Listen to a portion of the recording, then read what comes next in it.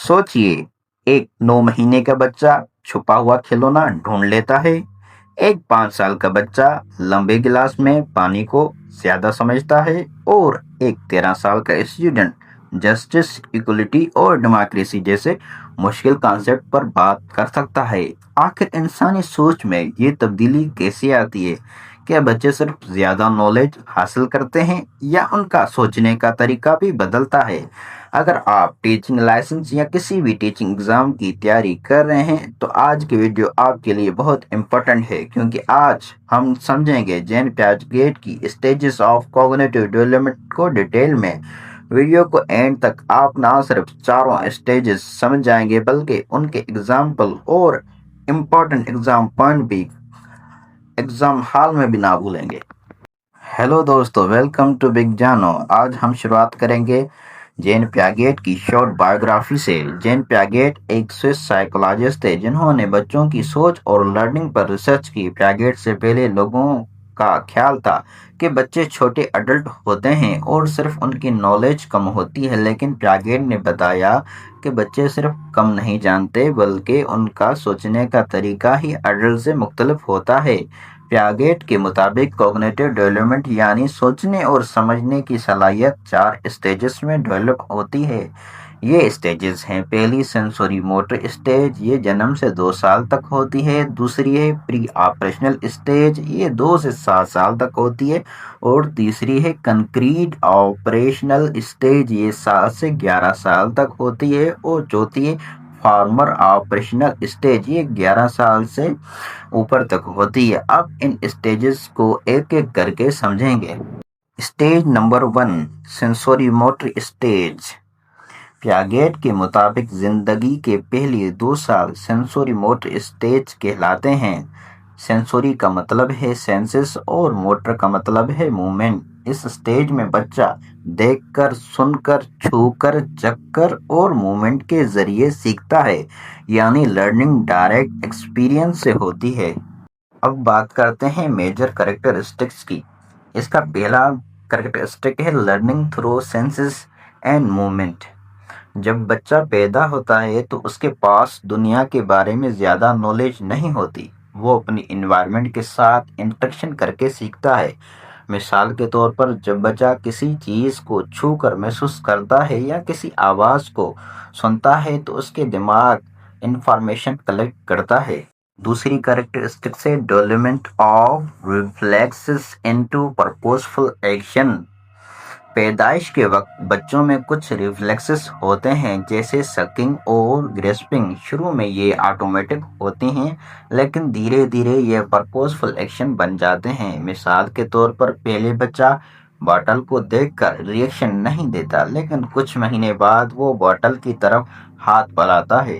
तीसरी कैरेक्टरिस्टिक है cause and effect understanding. बच्चा समझने लगता है कि उसकी एक्शन का रिजल्ट निकलता है। मिसाल के तौर पर, जब वो रेटल हिलाता है और आवाज़ आती है तो वो इस एक्शन को बार बार रिपीट करता है। इस तरह वो कॉज एंड इफेक्ट सीखता है। इस थ्योरी की चौथी अहम characteristic development of object permanence है। ये इस थ्योरी की तमाम अहम और बहुत ही इम्पोर्टेंट अचीवमेंट है और ज़्यादातर ये एग्जाम्स में आती रहती है। ऑब्जेक्ट परमानेंस का मतलब है चीज़ नज़र ना आए तब भी वो एग्जिस्ट करती है। मिसाल के तौर पर, 5 महीने के बच्चे को अगर उसको खिलौना दिखाया जाए और उसके सामने ब्लैंकेट के नीचे छुपा दिया जाए तो वो समझ जाएगा कि अब इसका वजूद नहीं है। लेकिन 9 महीने का बच्चा इस चीज को समझ जाएगा। उसको अगर आप खिलौना दिखाएंगे और ब्लैंकेट के नीचे छुपा देंगे तो वो सर्च करेगा और सर्च करके उसको ढूंढ लेगा। इसी को ऑब्जेक्ट परमानेंस कहा जाता है। इसका मतलब है कि उसे समझ आ गया है कि खिलौना गायब नहीं हुआ, सिर्फ नजर नहीं आ रहा था। और इसकी लास्ट कैरेक्टरिस्टिक है बिगनिंग ऑफ इमिटेशन।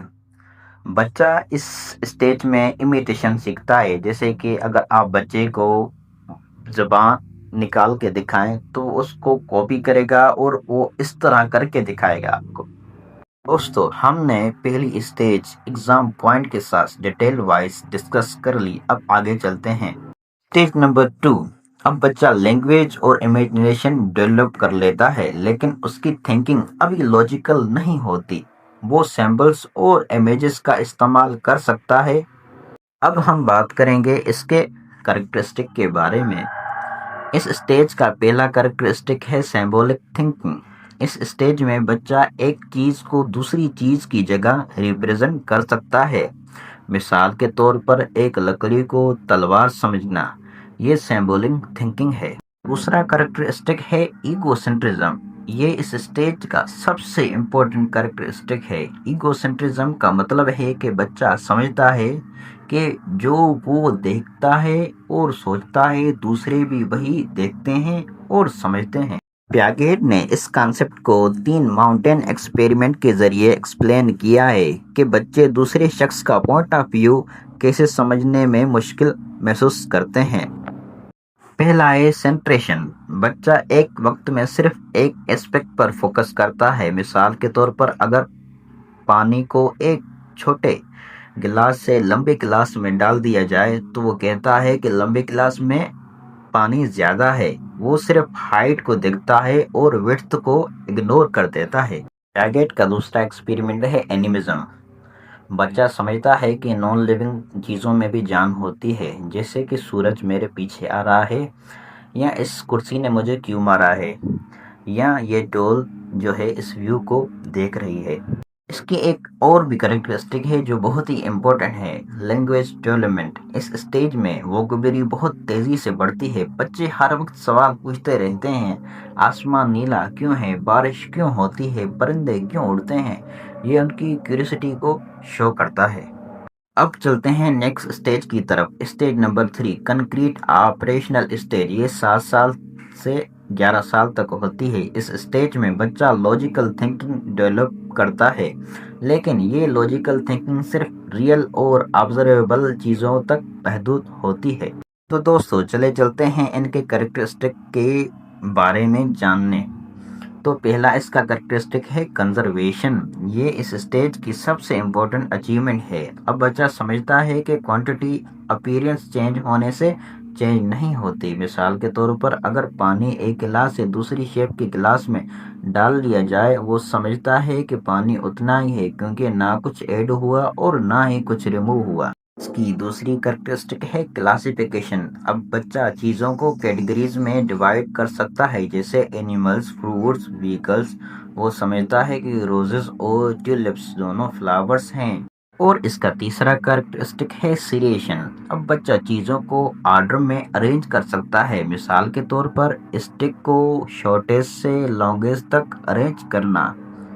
और इसका चौथा कैरेक्टरिस्टिक है रिवर्सिबिलिटी। अब बच्चा एक्शन को मेंटली रिवर्स कर सकता है, जैसे 5 + 3 = 8 और 8 - 3 = 5। Stage number 4 farmer operational stage. ये प्यागेट की आखिरी स्टेज है। अब स्टूडेंट एब्स्ट्रैक्ट और साइंटिफिक थिंकिंग डेवलप करता है और एब्स्ट्रैक्ट आइडियाज को समझने लगता है।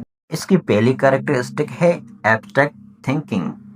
अब वो उन कॉन्सेप्ट पर भी सोच सकता है जो नज़र नहीं आते, जैसे justice, freedom, equality, democracy, hell, heaven वगैरह। इसका दूसरा कैरेक्टरिस्टिक है हाइपोथेटिकल थिंकिंग। अब स्टूडेंट हाइपोथेटिकल सिचुएशन के बारे में सोच सकता है, जैसे कि अगर ग्रेविटी खत्म हो जाए तो क्या होगा, अगर स्कूल ना हो तो सोसाइटी पर इसका क्या असर होगा। तीसरा कैरेक्टरिस्टिक है साइंटिफिक रीजनिंग। अब स्टूडेंट हाइपोथेसिस बनाकर उसे टेस्ट कर सकता है, यानी पहले प्रेडिक्शन करता है, फिर उस प्रेडिक्शन को एविडेंस के जरिए चेक करता है, और इसी को हाइपोथेटिकल डिडक्टिव रीजनिंग कहते हैं। और चौथी कैरेक्टरिस्टिक है जो एडिशनल है मेरी तरफ से, मेटाकॉग्निशन। अब स्टूडेंट अपनी लर्निंग के बारे में भी सोच सकता है। मिसाल के तौर पर मुझे नोट्स बनाकर ज़्यादा अच्छा याद रहता है, ये मेटाकॉग्निशन है। अब हम इन चारों स्टेज की 30 सेकंड में रिवीजन करेंगे। پہلی ہے سینسوری موٹر، اس اسٹیج میں بچہ جو ہے آبجیکٹ پرماننٹ سیکھتا ہے۔ دوسری اسٹیج ہے پری آپریشنل اسٹیج، اس اسٹیج میں بچہ جو ہے ایگو سینٹرزم ڈیولپ ہوتی ہے۔ تیسری ہے کنکریٹ آپریشنل، اس میں بچہ جو ہے کنزرویشن سیکھتا ہے۔ اور چوتھی ہے فارمل آپریشنل، اس میں جو ہے ایبسٹریکٹ تھنکنگ ڈیولپ ہوتی ہے۔ جین پیاگیٹ نے ہمیں یہ سمجھایا کہ بچے ہر عمر میں مختلف طریقے سے سوچتے ہیں۔ ایک ٹیچر کے لیے یہ سمجھنا بہت ضروری ہے، کیونکہ ٹیچنگ تبھی ایفیکٹو ہوگی جب ہم بچوں کی ڈیولپمنٹ اسٹیج کے مطابق انہیں سکھائیں گے۔ کمنٹ میں ضرور بتائیں پیاگیٹ کی کون سی اسٹیج آپ کو سب سے زیادہ انٹرسٹنگ لگی اور کیوں۔ اگر آپ پیڈاگاجی، ٹیچنگ لائسنس یا کسی بھی ایگزام کی تیاری کر رہے ہیں تو چینل کو سبسکرائب کرنا نہ بھولیں۔